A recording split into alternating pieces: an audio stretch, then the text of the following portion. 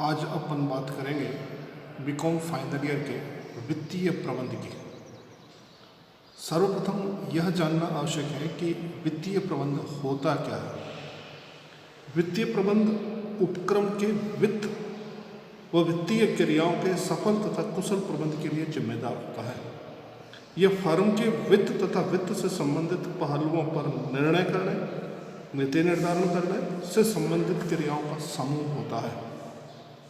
इसमें पूंजी, रोकड़ प्रवाह, साख, मूल्य, लाभ नीतियाँ, निष्पत्ति नियोजन एवं मूल्यांकन तथा बजटरी नियंत्रण नीतियों और प्रणालियों को शामिल किया जाता है, परंतु यह अन्य विभागों के सहयोग व सहमति के बगैर प्रभावपूर्ण ढंग से क्रियान्वित नहीं किया जा सकता।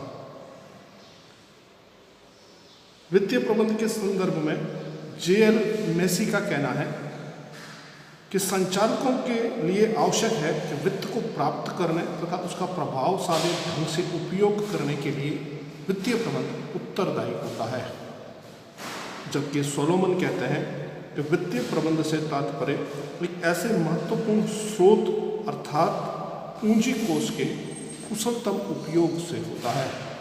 उपयुक्त दोनों परिभाषाओं का अध्ययन करने के बाद वित्तीय प्रबंध के संदर्भ में यह कहा जा सकता है कि वित्तीय प्रबंध व्यावसायिक प्रबंध का एक क्षेत्र है, जिसके अंतर्गत व्यवसाय की वित्तीय क्रियाओं और वित्त कार्य का कुशल संचालन किया जाता है। इसके लिए नियोजन, आवंटन व नियंत्रण के कार्य किए जाते हैं। इस वित्तीय प्रबंध की प्रकृति और विशेषताओं में निम्न को शामिल किया जाता है। वित्तीय प्रबंधक की भूमिका महत्वपूर्ण बन गई है। आधुनिक विचारधारा के अनुसार वित्तीय प्रबंध की निम्न विशेषताएं देखी जा सकती है। नंबर 1, यह व्यावसायिक प्रबंध का अभिन्न अंग है। इसके बिना व्यावसायिक प्रबंध किया नहीं जा सकता। तो financial management is a part of management. यह सतत प्रक्रिया है। सतत प्रक्रिया का अभिप्राय यह हुआ कि यह कंटिन्यू चलेगा, हमेशा चलेगा। ऐसा नहीं है एक बार कर दिया अब दोबारा करने की आवश्यकता नहीं है। एक प्रबंध पूरा होता है, दूसरा शुरू हो जाता है। कंटिन्यूस चलने वाली प्रक्रिया है। यह वर्णनात्मक कम है, विश्लेषणात्मक ज़्यादा है। एनालिसिस करके निष्कर्ष निकाले जाते हैं। यह लेखांकन से भिन्न है। अकाउंटिंग सिस्टम अलग होता है, फाइनेंशियल मैनेजमेंट अलग होता है। यह लेखांकन से भिन्न है। इसका क्षेत्र बहुत व्यापक है, विस्तृत क्षेत्र है इसका। उच्च प्रबंधकों के निर्णय में सहायक होता है। जो टॉप लेवल के मैनेजमेंट होते हैं उनके डिसीजन करने के लिए इसकी आवश्यकता पड़ती है। ये कार्य निष्पत्ति का मापक है। कोई भी डिसीजन जो कार्य किए गए हैं उसका मेजरमेंट करना है तो फाइनेंशियल मैनेजमेंट इज नीडफुल। ये उपक्रम के अन्य विभागों में समन्वय आवश्यक करता है। वित्तीय नियोजन, नियंत्रण व अनुवर्तन है। इसमें नियोजन किया जाएगा, फिर नियंत्रण किया जाएगा, फिर फॉलोअप किया जाएगा। यह सभी प्रकार के संगठन पर लागू होता है। संगठन चाहे व्यापारिक हो, चाहे सामाजिक हो, चाहे सांस्कृतिक हो, सभी के ऊपर वित्तीय प्रबंध आवश्यक है। हमारा अगला प्रश्न बनता है वित्तीय प्रबंध के उद्देश्य क्या है। वित्तीय प्रबंध के उद्देश्य को अगर संकुचित दृष्टि से देखा जाए तो वित्तीय प्रबंध का तात्कालिक उद्देश्य उपक्रम के लिए पर्याप्त, तरल व लाभदायक वित्त की व्यवस्था करना होता है। परंतु यदि विस्तृत अर्थ में अगर देखा जाए तो वित्तीय प्रबंध का उद्देश्य फर्म के उद्देश्यों की प्राप्ति में अधिकतम सहायता पहुंचाना है। इसके लिए अत्यधिक चर्चित वित्तीय प्रबंध के 2 आधार बनाए गए हैं। पहला है लाभ को अधिकतम करना अर्थात प्रॉफिट को मैक्सिमाइजेशन करना, और दूसरा होता है संपदा को अधिकतम करना अर्थात वेल्थ को मैक्सिमाइजेशन करना। तो वित्तीय प्रबंध के 2 उद्देश्य बताए गए हैं। पहला लाभ को अधिकतम करना, दूसरा संपदा को अधिकतम करना। जब हम लाभ को अधिकतम करने की बात करते हैं तो व्यवसाय को एक आर्थिक संस्था माना गया है तथा संस्था की कुशलता को जांचने के लिए लाभ को एक अच्छा प्रमाप माना गया है। यानी हमारे व्यवसाय का जो स्टैंडर्ड होता है, अच्छा चल रहा है या नहीं चल रहा है, उसका मेजरमेंट हमेशा लाभ से किया जाता है। इसलिए व्यवसाय की यह एक प्राकृतिक उद्देश्य है कि अधिकतम लाभ अर्जित करे, और व्यवसाय को अधिकतम लाभ के उद्देश्य की पूर्ति के लिए निम्न आधार पर इस तर्क को न्यायोचित ठहराया जा सकता है कि फाइनेंशियल मैनेजमेंट का मेन ऑब्जेक्ट लाभ को अधिकतम करना है, क्योंकि नंबर 1, लाभ तो अधिकतम करना विवेक के आधार पर ठीक है। हम ये मानते हैं कि अगर लॉजिकल बात की जाए तो जस्टिफाइड यही होगा कि बिजनेस को प्रॉफिट मैक्सिमाइजेशन करने के लिए फाइनेंशियल मैनेजमेंट का ही एकमात्र सहारा है। अगर व्यवसाय की आर्थिक कुशलता का सूचक देखा जाए तो भी लाभ ही उसका आधार होता है। हमारे पास जो उपलब्ध व्यवसाय के संसाधन हैं, उन साधनों का अगर कुशलतम आवंटन और उपयोग अगर मेजरमेंट किया जाए तो भी लाभ हमारा आधार है। व्यावसायिक निर्णय की सफलता का मापक, व्यवसाय में जो डिसीजन लिए वो सही रहे या नहीं रहे, उसका माप भी लाभ से किया जाता है।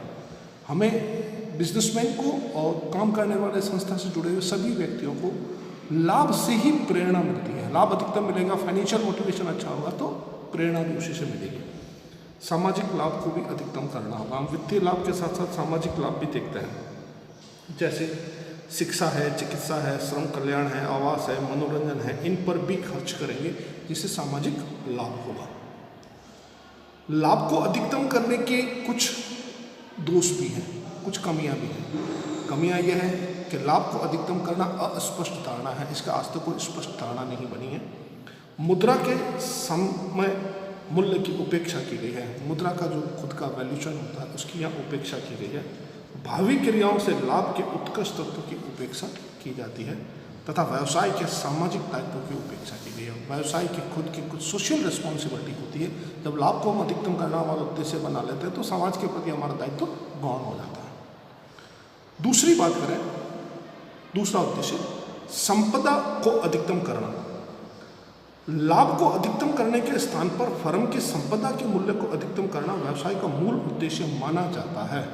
अतः वित्तीय प्रबंधन का उद्देश्य भी फर्म की संपदा के मूल्य को अधिकतम करना होता है। वह कार्य अवश्य किया जाना चाहिए जिससे संपदा का निर्माण होता हो तथा फर्म का शुद्ध मूल्य यानी net worth of the firm बढ़े। यदि वित्तीय प्रबंध के सामने एक से अधिक वैकल्पिक कार्यों में से किसी एक को चुनने की समस्या हो तो वह कार्य चुना जाना चाहिए जिससे सर्वाधिक संपत्ति का अथवा शुद्ध मूल्य का निर्माण हो। इस सिद्धांत के अनुसार विभिन्न विकल्पों में से सर्वोत्तम विकल्प का चुनाव किया जा सकता है।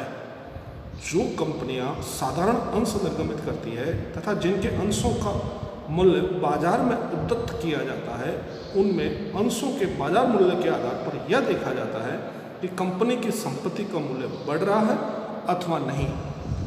अंशों का मूल्य कंपनी की संपत्तियों के मूल्य को व्यक्त करता है। निर्गमित उपकर में यदि अंशों का मूल्य एक लंबे समय में लगातार बढ़ रहा है तो यह कहा जा सकता है कि वित्तीय प्रबंधन निगम के उद्देश्यों की पूर्ति में सक्षम रहा है। एक फर्म जो अपने अंशधारियों की संपत्ति का मूल्य अधिकतम करने का कार्य करती है, उसे नेट वर्थ ऑब्जेक्ट को रखते हुए निम्न कार्य करने चाहिए।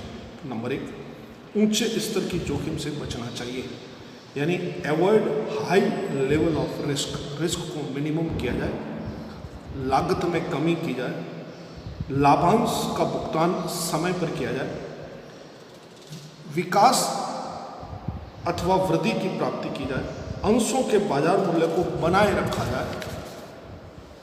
इन सभी कार्यों को अगर कंपनी समय पर करती है तो कंपनी अपनी संपदा को अधिकतम कर पाएगी। इस प्रकार वित्तीय प्रबंधन के 2 महत्वपूर्ण उद्देश्य बताए गए।